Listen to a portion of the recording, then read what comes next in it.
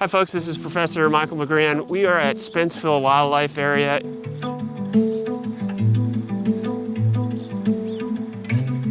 We are practicing our survey protocols for the Pacific Crest Trail, where we're going to do bird surveys and wildlife surveys across the entire length. I'm very familiar with this place. I've spent a lot of time here as a wildlife biologist over the years. Beautiful blue oak savanna habitat. It's rich in bird diversity, songbird diversity. This wildlife area is nestled in the foothills of the Sierra Nevada in Yuba County in Northern California. This is a great place to practice the protocols that we will use to document the natural history of the iconic Pacific Crest Trail. Beautiful day, beautiful fall day. I love this spot. It really is a gem in the corner of Yuba County. I'm here with Jacob, my videographer. He's going to be my assistant. So the reason we're taking this route is that I'm hopeful that we'll find sort of an uncommon species in California, or it's a species of conservation concern that the population is declining. Lewis's woodpecker. Almost every time I come out here, I find a colony of Lewis's woodpecker. I like how one person commented on one of my earlier videos that they're just kind of weirdos, these woodpeckers. I kind of imagine them as getting picked on and teased by the other woodpecker species. They don't really fit in. They don't fly like woodpeckers. They don't behave like woodpeckers, but they're woodpeckers. So I'm keeping my eyes and ears open for Lewis's woodpecker. We're going to stop every 10 minutes of hiking, and I'm going to do what's called a point count for birds, where I identify all the birds that I can see and hear. Okay, so there's my watch. It's chiming. This is going to be our first point count location.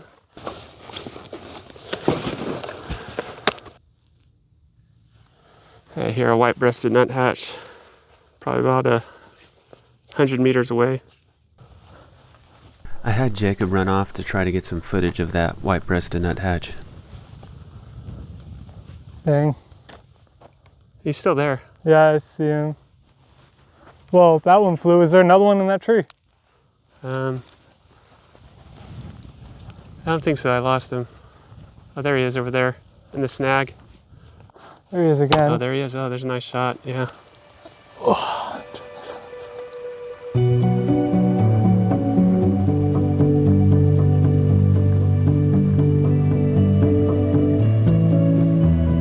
White-breasted nuthatches are little acrobats. They can move up and down tree boles, hang upside down from branches. It doesn't seem to matter to them. They probe the bark crevices for various food items. They'll also cache seeds in the crevices, like you see here. I also detected a ruby-crowned kinglet on the point count, so we tried to track it down. Oh, there we go. That's a much better shot. Ruby-crowned kinglets have a distinctive ruby crown that is usually concealed, but if the male is agitated, it will be flared up and obvious to see. They have a distinctive typewriter-like call. A ruby-crowned kinglet was a pleasant surprise. And it's always good seeing them in their natural environment, flying from branch to branch on the oaks. Oh yeah. Okay, so we're coming up on a spot where there's always a lot of woodpeckers, several species of woodpeckers in here. Acorn woodpecker, northern flicker, and Lewis's woodpecker typically likes to hang out here. They all kind of congregate here. Usually there's a colony of Lewis's woodpecker, and we're right by a pond as well down here. House finches. Not hearing any Lewis's. Making a ruckus over there. What is that? It must be a bird of prey, I think.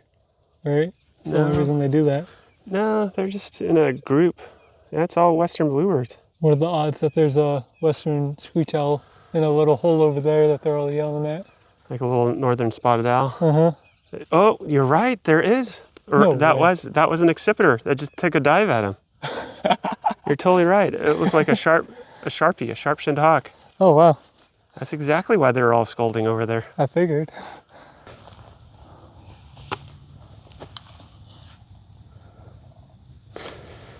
Jacob's trying to get some shots here of... saw a sharp-shinned hawk that was pursuing a large group of bluebirds.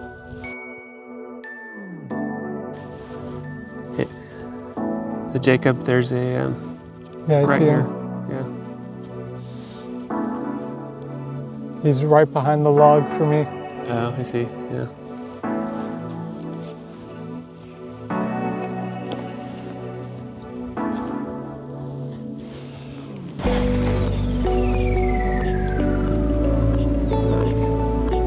Got you in my frame, buddy.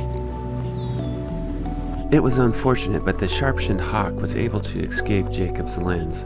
Instead, we got a consolation prize of its potential prey, western bluebird. All right, beautiful little pond here. Black phoebe out there somewhere, I can hear him. Out in the middle of that pond was a dead snag, and we saw a black phoebe sallying back and forth, catching insects over the water.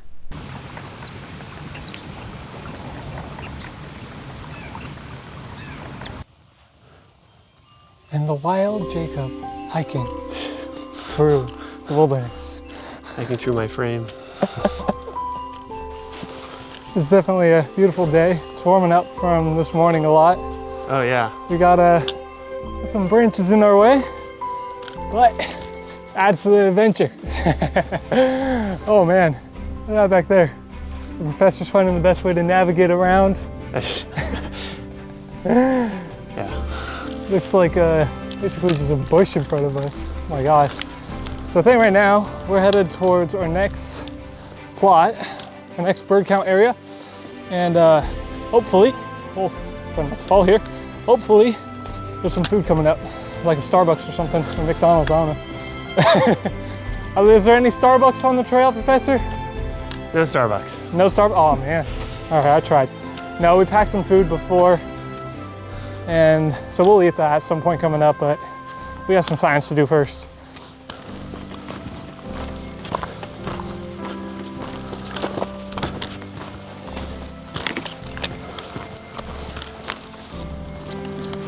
Yeah, it's pretty in here. Hiking along this little creek here. May get some different species. I'm starting to get a little concerned now that we may not encounter Lewis's woodpecker on this trip. Now, they have a complex migratory pattern in California. In some places, they're year-round, they're resident year-round, while still in other places, they may winter somewhere else. Nonetheless, there's one more location where I often encounter them, so we'll check it out. All right, let's do a point count right here. All right.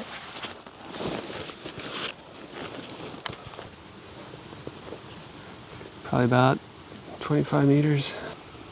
Kind of indistinct. Oh, I just see it right now. Buick's wren is a species that occurs in a wide variety of habitats in the Sierra Nevada.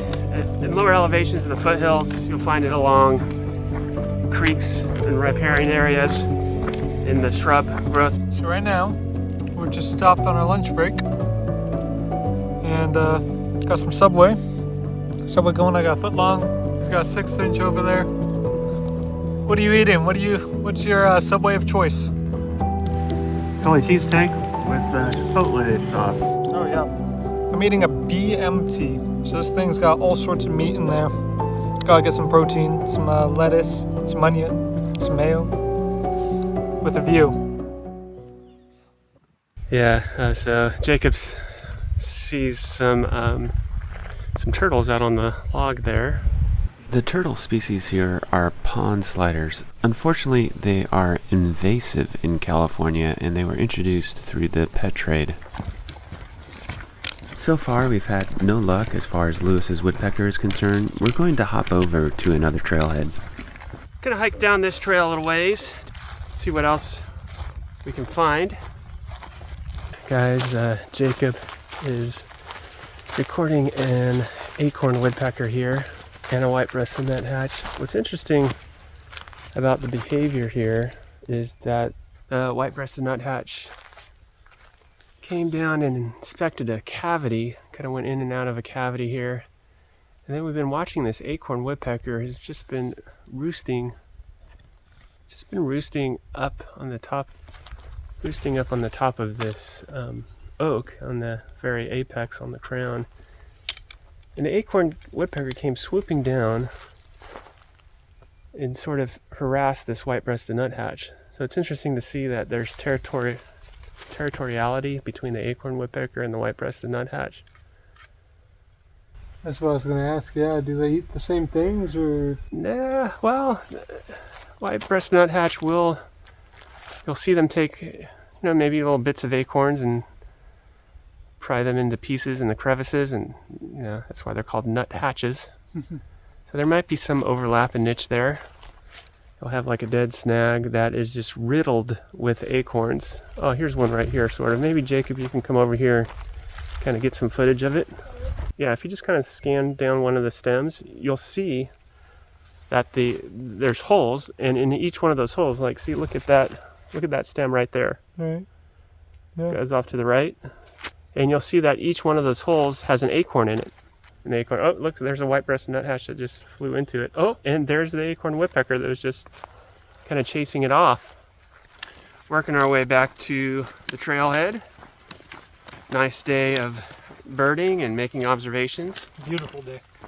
So on our way back, Jacob and I were discussing how we did not find any Lewis's woodpecker today. I was able to visit Spenceville earlier in the year, back in the spring, and the footage I'm showing here is from that visit. The main explanation for not seeing them is that they are likely wintering somewhere else, but in some places in California, they are resident year-round. So what do they do differently than other woodpeckers to make them stand out so much? Oh, are there any specific traits? They have, their silhouette is different. It looks like, when you first see one, if you're unfamiliar with them, they kind of look like a crow or a raven, but it's just their shape, their body shape. Looks more like maybe not as large as a raven, but definitely like a crow. They also fly. Their flight pattern doesn't look like a typical woodpecker. Right. And just their plumage pattern, kind of a dark red face, pink, kind of pink wash on their belly, which is an unusual color perhaps to see in woodpeckers. Right, yeah, or even out in the wild. One thing I like to encourage folks to do when they're hiking, and what I'd like to encourage people to do when they're hiking Pacific Crest Trail, is often we just find ourselves hiking and staring at our feet. But maybe we should just stop and look around once in a while. I think that is a theme of this project.